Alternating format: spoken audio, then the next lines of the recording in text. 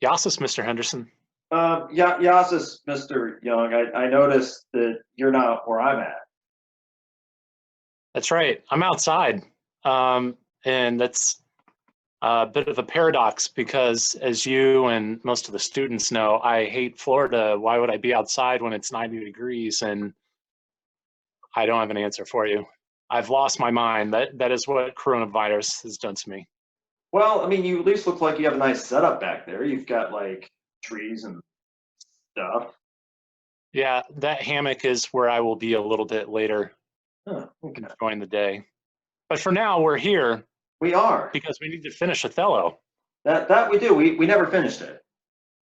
So we're going to finish it. And we're going to do this. We're not going to be doing the final scene of Act 4, but we are going to do Act 5. And we're going to do Scene 1 and Scene 2. And eventually, we're going to have you all take a quiz on this. It'll be on Socrative, like the other quizzes have been.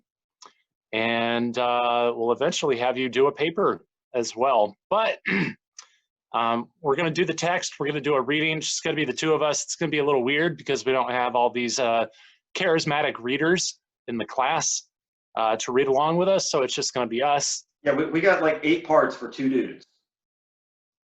It'll be tough, but we, and by the way, you don't know this, but this is our second run with it because we've already done this once before and it captured video, but there was no audio.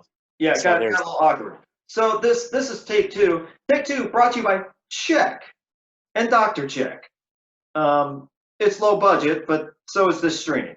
What do you want from us? Check. That's right. Business is booming for Check. Can't afford Coca-Cola anymore. Yeah. Anyway. It's overpriced. All right, Act 4, Scene 3. Stuff happened. Let's talk about it. Yeah, well, actually, Mr. Henderson, not a lot happens because Scene 3 in Act 4 is Shakespeare's moment to sound a little bit like a feminist because it's a scene that principally features Desdemona and Emilia, and they're having a conversation, and Desdemona is still holding out hope. She believes on some level, she doesn't trust, but she has faith, faith belief that Othello will come around and start to see all these accusations that he's made about her are not true, and will find her to be this wonderful woman that he has married, and that he will stop with all this "you're a whore, prostitute" business. On the flip side, though, Amelia will look at her and go, "You're an idiot," because if there is a weak wife, if there's a weak woman, it is not because she is a woman like everybody else believes. That's the stereotype. But what is true is that there's a weak wife because there is a weak husband leading her along the way. So this is not only a scene that is putting down Othello, it is also indirectly putting down Iago.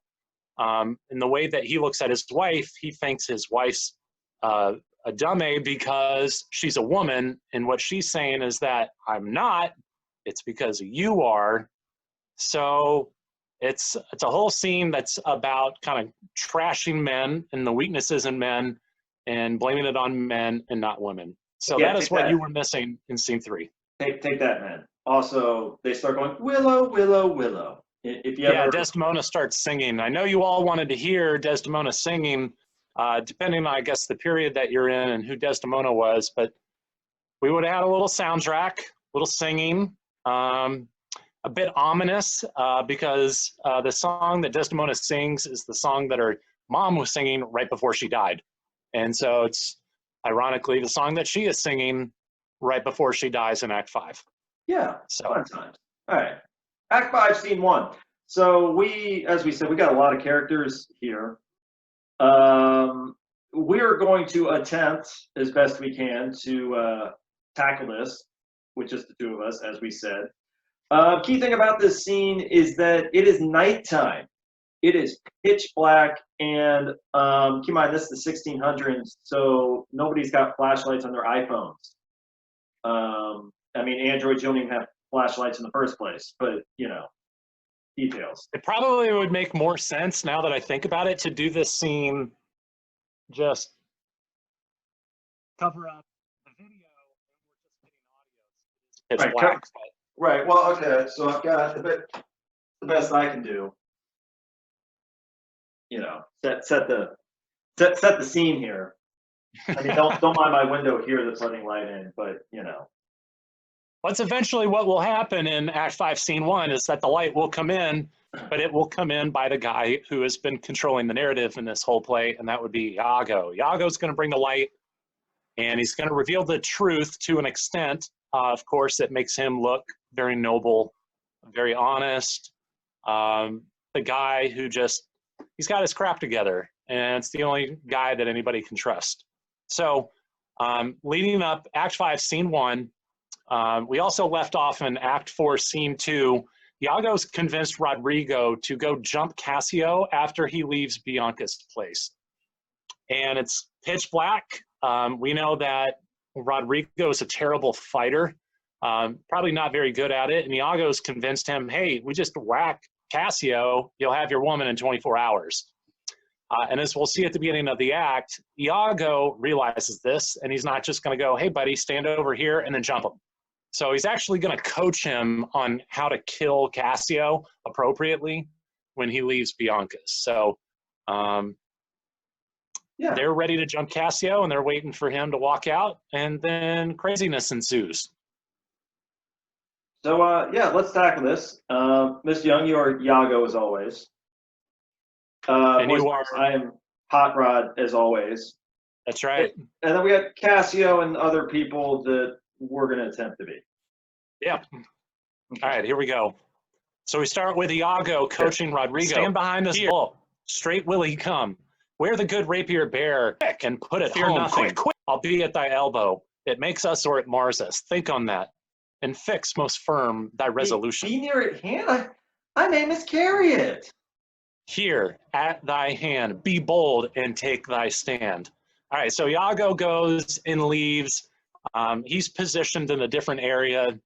Rodrigo is now set up, but he's a little nervous because, as I mentioned, and we know, he ain't a fighter. And he's not much of a lover either. But I've been working out. I'm ready. I'm ready. I'm working out. See wrist curls? Yeah. No? Okay, but good luck with that. Okay, but great devotion indeed, and yet he hath given me satisfying reasons. 'Tis but a man gone forth. My sword, he dies, and So Rodrigo, he's like, I have no idea why I'm doing this, but Iago gave me a good reason, so let's do this. Yeah. And probably could have used some liquid courage left over from the party with all the bros, and that got Cassio a little buzzed. But probably could have used some Dr. Check. Dr. Check, absolutely. That's what's fueling Rodrigo today. All right, so Iago is off to the side, and he's kind of thinking aloud, but this is for the audience to hear.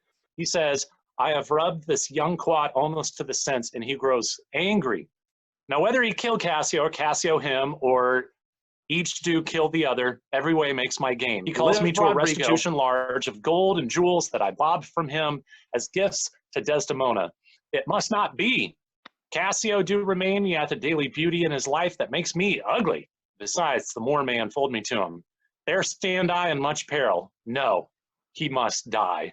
Be it so, I hear him coming. So, Iago's kind of going through a scenario where if only one guy dies in this whole mess, he could potentially be screwed. So he's like, I got to make sure that both of these guys die in this whole fight.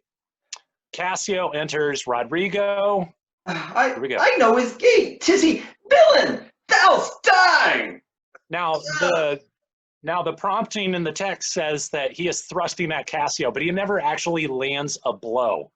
So remember, he's kind of taking a stab at the dark and trying to figure out, like, oh, I hope I hit him. Also, I hope it's him. Based on the way he's walking, I think this is Cassio. Here we go. Cassio then says, well, that thrust had been mine enemy indeed, but that my coat is better than thou knowest, I will make proof at thine. So Cassio draws his sword and then stabs Rodrigo. I'm slain! Right. Rodrigo collapses to the ground. Iago comes behind Cassio, stabs him in the leg, and then runs off. Cassio now on the ground as well. I'm maimed forever. Help, help, murder, murder! Othello shows up, the voice of Cassio. Iago keeps his word. So Othello's pretty stoked because he's like, yeah, I asked him to kill Cassio. I believe he's done it. Rodrigo, meanwhile, on the ground. A villain that I am!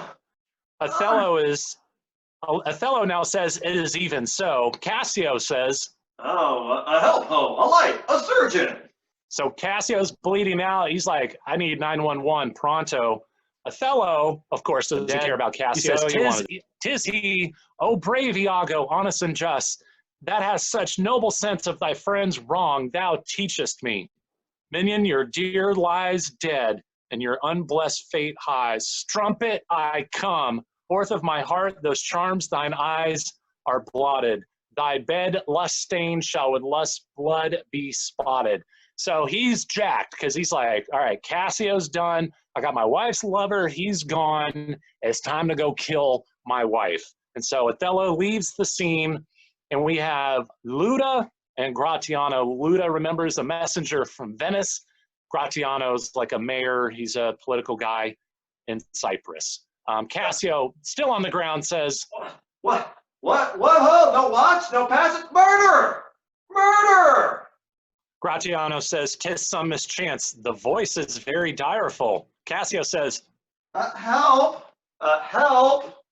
Luda is now saying, hark. He's trying to figure out, who are you that's calling out to us? Rodrigo says, a wretched villain! Luda, he says, 2 or 3 groan. 'Tis heavy night. These may be counterfeits. Let's think it unsafe to come into the cry without more help. So Luda, he's saying like, yo, we shouldn't jump into this because it's pitch black. We got to, maybe these guys have gotten into a fight. Maybe they're setting us a trap. We don't know. Let's keep our distance. Rodrigo says, nobody come, then I shall bleed to death. Like, I've been working out. I'm going to bleed to death. Iago now runs in with the light to expose what's going on. Luda says, hark! And Gratiano says, here's one comes in a shirt with light and weapons. Iago says, who's there? Whose noise is this that cries on murder? And Luda says, we don't know. Iago says, did you not hear a cry? Cassio, still on the ground. Here, for heaven's sake, somebody help me. Iago says, what's the matter? And Gratiano's looking at Luda saying, this is Othello's ancient, as I take it. Luda says, the same indeed, a very valiant fellow. Iago now looks at Cassio and says, what do you hear that cries so grievously? Cassio says, Iago, I'm spoiled, undone by villains, give me some help. Iago just looks at him and says, oh, me, Lieutenant, what villains have done this? Cassio. I think that one of them is here about, I can't make a way. Oh, treacherous villains. And now he looks at Gratiano and Luda and tells them, what are you there? Come in, give some help. Rodrigo says, help! Cassio still on the ground. Oh, yeah, that's one of them. That's him. And Iago now looks at Rodrigo and says, oh, murderous slave, oh, villain. And Iago stabs Rodrigo. He's getting the death stab here. And Rodrigo looks up and says, oh, damn, Iago. Oh, inhuman dog. Kill men in the dark? Where be these bloody thieves? How silent is this town? Oh, murder, murder! What may you be? Are you of good or of evil? And Luda says, you shall prove us, praise us. Iago says, Senor Ludovico? And he says, he, sir. Iago says, I cry you mercy. Here's Cassio, heard by villains. Gratiano says, Cassio? And Iago says, how is it, brother? Cassio says he's still bleeding out on the ground. My leg, it's cut in two. Iago looks at him and says, Mary, heaven forbid, light, gentlemen. I'll bind it with my shirt. And so he's like, let me get my shirt on it. We'll try to bandage it, maybe tourniquet. Who knows? We got to save this guy's leg. Of course, Iago's just laughing internally because he's the one that stabbed him in the leg. Now, of course, just to amp the drama in the scene, There's a lot of noise going outside of Bianca's house. Bianca now comes outside her house to hear about what's going on. And now Bianca looks at Iago and says, What's the matter, huh? Is that who cried? Iago looks at her and says, who is it that cried? Oh, dear Cassio, my sweet Cassio. Oh, Cassio.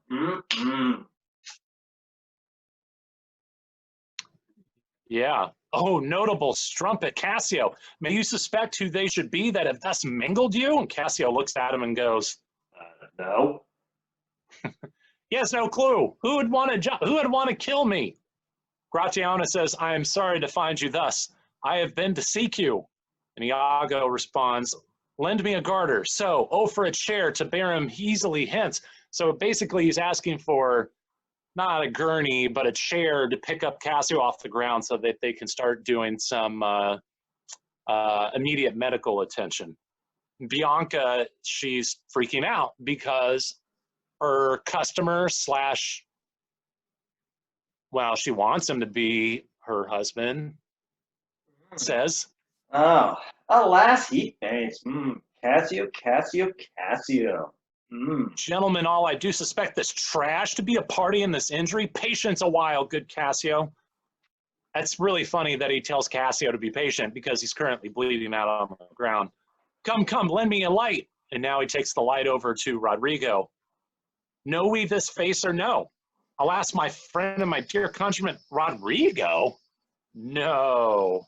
Yeah, sure. Oh, heaven, Rodrigo. Gratiano says, what, Venice? And Iago says, even he, sir. Did you know him? Gratiano says, know him? Yeah. Iago says, Senor Gratiano, I cry your gentle pardon. These bloody accidents must excuse my manners that so neglected you. And so this is kind of funny in this very tense moment. Iago's just now kind of looking at people like, oh, Gratiano, I didn't know that was you. Hey, man, great to see you. Gratiano says, I'm glad to see you as well. Iago goes on, how do you, Cassio? A chair, a chair. This is the second time he's asked Cassio how he's doing. Cassio told him the first time, I'm bleeding out. And so he comes back to Cassio, how you doing over there? Still bleeding out, you freak. Gratiano says, Rodrigo? Iago says, tis he. A chair is now finally brought in for Cassio. Oh, that's well said, the chair. Some good man bearing carefully from hence. I'll fetch the general surgeon. For you, mistress, save you your labor. He that lies slain here, Cassio, was my dear friend. What malice was between you? Cassio says. None. None in the world, nor do I know the man. Iago now looks at Bianca and says, what? You look pale? Look you pale? Oh, bear him out of the air. Cassio's put in the chair. Rodrigo is dragged off. And to Gratiano and Luda, he says, stay you, good gentlemen. Look you pale, mistress? Do you perceive the gasness of her eye? Nay, if you stare, we shall hear more anon. Behold her well, I pray you, look upon her. Do you see, gentlemen? Nay, guiltiness will speak, though tongues were out of use. And now, just because Shakespeare, we have to have one more woman in the scene because Bianca wasn't enough. Iago's wife, Amelia, shows up out of nowhere because the drama. So Amelia comes waddling along and says, alas, what's the matter? What's the matter, husband? And Iago just looks at her and says, Cassio hath been set on in the dark by Rodrigo's and fellows that escaped. He's almost slain. And Rodrigo's dead. Amelia just looks at him and says, alas, good gentleman, alas, good Cassio. She's like, what? My buddy Cassio? For real? And Iago says, this is the fruits of whoring. He's like, don't look at Cassio and go, poor Cassio. The man was hanging out with a prostitute. What did you think was going to happen? And he says, prithee, Amelia, go know if Cassio where he supped tonight. And now he looks at Bianca and says, what, do you shake at that? Bianca tells him, I mean, he supped in my house, but I therefore shake not. Oh, did he so? I charge you go with me. And Amelia says, "Oh, fie upon thee, strumpet!" And Bianca says, I'm no strumpet, but of life is honest, and you that thus abuse me. So Bianca here trying to sound noble in the least, like she's a good woman because she hasn't tried to lie, she hasn't tried to fool anybody. She's like, I'm not a strumpet, but this is what I'm into. This is what I do for work. I don't hide it. Amelia says, as I foe, fie upon thee. And Iago, to end the scene, says, kind gentlemen, let's go see poor Cassio dressed. Come, mistress, you must tell another's tale. Amelia, run you to the citadel and tell my lord and lady what hath happened. Will you go on afore? And to the audience, he kind of looks at them and says, this is the night that either makes me or foredoes me quiet. So everybody exits and they go in different directions. Iago has told his wife, go find Othello, go find Desdemona, tell them what has happened here, and go from there. And that is the end of Act 5, Scene 1. Mr. Henderson, closing thoughts. I'm sad that that's how Hot Rod dies, just as an afterthought. And ultimately, the man he thought he trusted the most is the one who did him in. Sad times for Hot Rod. And sometimes the way that the scene, the way that it is set up on stage with Cassio getting stabbed by Iago in the leg, he is usually running in from behind and stabbing him on the back of the leg. Another way of looking at that is someone stabbing you in the back, if you know what that metaphor is. And that's what's happening with Cassio. His friend is literally and figuratively stabbed him in the back during this play. Sad time. All right. So we hope, boys and girls, that you've enjoyed our reenactment of this as best as we can. As we said, later in this week, we will have the final scene. Act 5, Scene 2 will be up as well on your Edsby. And I would say by the end of the week, again, you are going to have an Socrative quiz on Edsby. Check your Edsby. What else is new? Just check your Edsby. That's all you got to do. That's right. And then next week, please plan on some form of an essay that you will have to write. Fun time. So we hope you've enjoyed this recording, and we will see you next time.